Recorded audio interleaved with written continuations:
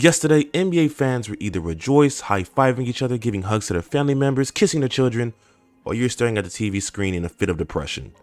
Yep, that's the 2021 NBA Draft Lottery, which concluded last night, and with the number one pick, Detroit basketball is back. Yes, they won the number one pick, and they will be picking first in the 2021 NBA Draft. Number 2 will be going to the Houston Rockets, my hometown. What's up? Number 3, the Cleveland Cavaliers again.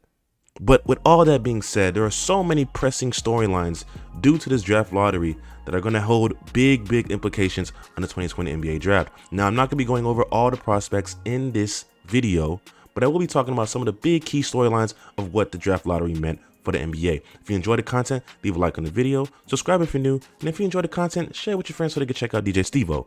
Let's get right into the video.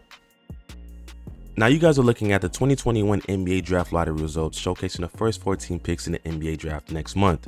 Now, I'm not going to go in depth to talk about every single team and when their pick is at, because you guys can see it on your screen. And also, I'm not going to go in depth on every single player that could be selected in the lottery, because that's another video coming out in the near future. So subscribe if you haven't already, and turn your post notification bell so you don't miss that video. But besides all that, I think the biggest storyline and the biggest headline is the fact that Detroit has the number one draft pick. Motor City, you may not like Detroit basketball, but them boys might be back. We all know that Cade Cunningham is the number one consensus pick for this draft, and who can disagree?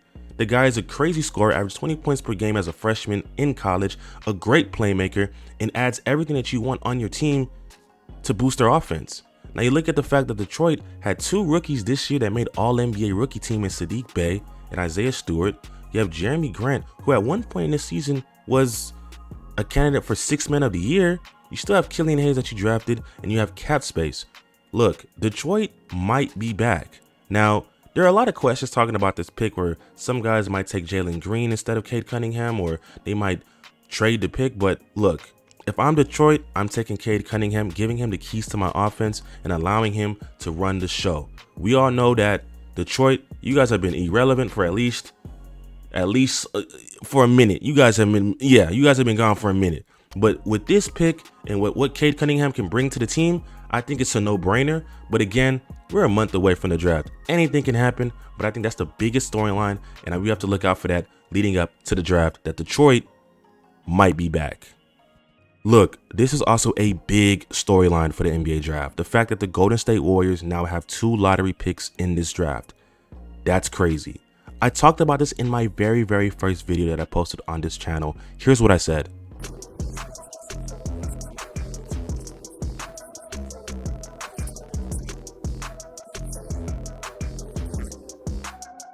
The fact that the Golden State Warriors had rights to the Timberwolves pick is huge, because now that Timberwolves pick didn't land where the Timberwolves wanted it to land, Golden State now owns that pick, and they didn't make the playoffs, so now they have a lottery pick, so it's 2 picks, and it's crazy, man. Now you got to think about it. Do they trade Wiseman with those 2 picks? A team can get 2 lottery draft picks with a young center who's a 2nd draft pick last year, add in some more pieces by Golden State. They can go and get somebody that can help their team right now. There's a lot of guys right now who are on the market, and Golden State has enough to package for a team to be competent and get something in return. You look at the fact that Steph Curry, you saw what he did this season. He's still playing crazy. Klay Thompson will be back. Draymond Green will be back. Andrew Wiggins, who had a great season offensively and defensively this year. Look, the Warriors had the 5th ranked defense this season and still were able to compete in games due to the back of Steph Curry. You add in Klay Thompson, who can help them offensively. Look, the Warriors are a problem, and don't be surprised that before next season, there's not another star playing in a Golden State Warriors jersey. Another big storyline, so big that it can affect the entire shape of the entire draft next month, is what Houston does with the number 2 pick. Look, I've asked everyone who's a Houston Rockets fan, who do you want to select with the number 2 pick? And I've heard completely different answers every single time. I've heard Evan Mobley, I've heard Jalen Green, and I've heard Jalen Suggs. Now, again, we'll get into those players later down the road, but right now, you look at Evan Mobley, a versatile big who can give you so much on the defensive end and also can give you something on the offensive end too. You look at Jalen Green, who probably has the highest offensive upside in the entire draft. I'm not gonna lie, I'm a huge Jalen Green fan, I ain't gonna lie to you. And Jalen Suggs, who we've seen ball out in college and looks like an all-around point guard that can be beneficial to a team. The Rockets are in a sticky situation because they have a lot of young talent, but they also have a lot of cap restrictions. You look at John Wall's cap and his contract, it's not looking good. the Rockets have a lot of questions to ask themselves. Where do they want to go with this number 2 draft pick? Honestly, if I had to say right now, I'm torn. I don't really know because I'm 60-40 Jalen Green, Mobley. But on draft lottery night, I was saying Mobley should be the guy. But I'm hearing Jalen Suggs also a good floor general to help the team when you have KPJ and Christian Wood. The Rockets have a lot of questions to ask themselves. And I think that as time goes along and we get closer to the NBA draft, things will begin to clear out and the smoke will clear and we'll see what the Rockets want to do. But I'm not going to lie to you. The number 2 pick is not going to be easy to decide because I've spoken to some Raptors fans and they believe that Jalen Green might fall, but I'm high on Jalen Green. I think that he and Kevin Porter Jr. on the Rockets would be a crazy duo. But then you think about Evan Mobley and the fact that in today's game, centers that can defend all 5 positions. And you look at the games last night where you saw Paul George and Zubac and having to deal with the fact that Devin Booker will come off the screen and no one can cover him because the center's too low. Like Evan Mobley can defend that.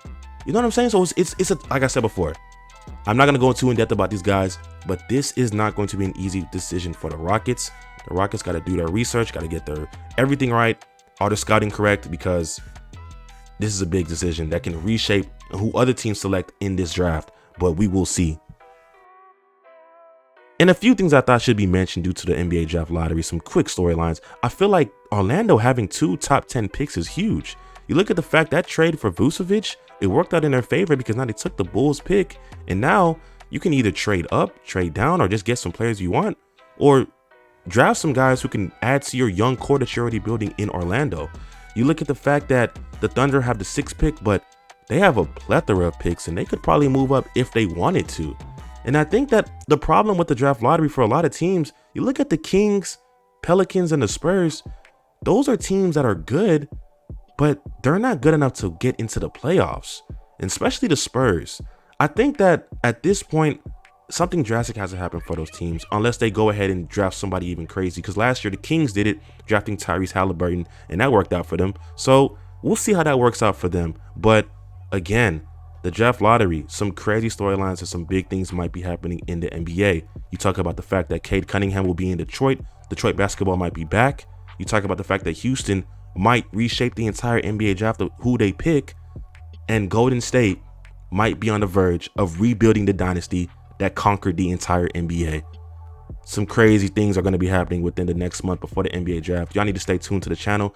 Be sure to check out my video when I post my video about all the draft lottery prospects and a few draft steals that might be in this draft on my channel. So be sure to subscribe, tell your friends about DJ Steve-O. But until next time, y'all, stay safe, stay on beat.